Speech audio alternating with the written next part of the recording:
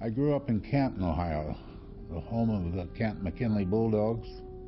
I went down to the recruiting office in December of '42, and Sergeant Major down there says, I believe you probably like football, don't you? I said, yes, I do. I played in high school. I was on the varsity team at Grant, and he says, well, you'd certainly love the Fleet Marine Force. He says, you do all kinds of sports there. A lot of physical activity. He says, I think you'd get along just fine. So within a period of about 48 hours there, I had the full course, and I was about to catch a train for San Diego. On September 15, 1944, Private First Class Arthur Jackson landed on the sweltering hot beaches of Peleliu Island in the South Pacific. He was just one man in an army of hundreds, but before their mission was complete, Private Jackson would battle heat, bullets, and bombs to save his platoon as an army of one. When we hit the beach, we landed in about 7 foot of water. I looked down that beach in both directions, and it was on fire. It was just a mess. We had the objective of clearing out the southern end of the island, and the second day we were held up stone cold on a neck of a peninsula, and the Nipponese were firing 37mm cannon at us and some automatic weapons. Every time somebody got up to move, they drew fire. My platoon leader came down the line. He said, Jackson, do you see that shallow trench that commences about 100 yards forward of our position here? If you could get forward into that shallow trench, we'd really have a foothold. We'd have a way of eliminating the big bunkers that's causing us so much trouble. Do you think you can do that? Well, yeah, I guess so. I took my pack off and my leggings, loaded myself up with the grenades and the AR ammo, and I said, I'm ready. Well, I took off. I ran straight as a line as far as I could see for this trench. I got out there, I found out that trench was only about that deep. It gave a person cover, but you had to keep your rear end down, and you would be shot for sure. Well, they did fire automatic weapons. I mean, it kicked dirt up, boom, boom, boom, across the grass in front of me. I mean, just unbelievably lucky that day.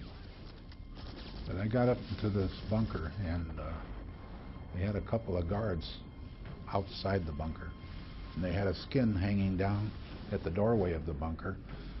I could hear them jabbering in there, and I had a white phosphorus grenade, and I just threw this white phosphorus grenade in, and the smoke just poured out of that damn. I could hear them coughing and hacking, and that gave me lots of cover. And I was thinking to myself, I'm going to need some help up here. And so my squad leader came forward with a pack just chock full of composition C2 plastic explosive.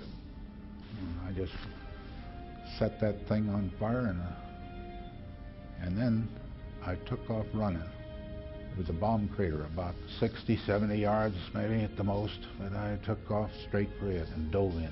And just about the time I dove in there, covered myself up in the fetal position, honest to God, it was an unbelievable amount of stuff went up. And when the dust all settled, there was no more bunker. They say I knocked out 35 of the enemy in that bunker, 35 men in there. The concussion just must have killed them instantly, you know. I don't think anyone suffered in there at all. With the debris still settling around him, Jackson rose from his cover and headed toward the next enemy position.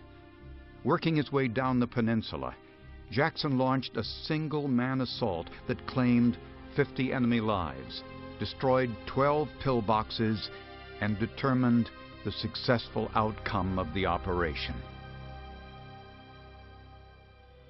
To this day, I do not understand why they didn't vacate some of those positions, come out after me. I mean, they must have thought there was more than one person doing all this. I passed out practically. I mean, I fell flat on my back, and I was heat exhaustion, to say the least. And when the troops came up, honest to God, I felt like I was a ball player. I just made the winning touchdown. They picked me up, pulled me to my feet, slapping me on the back and shaking me, you know. Jackson, God damn it, bull, you did it, you did it.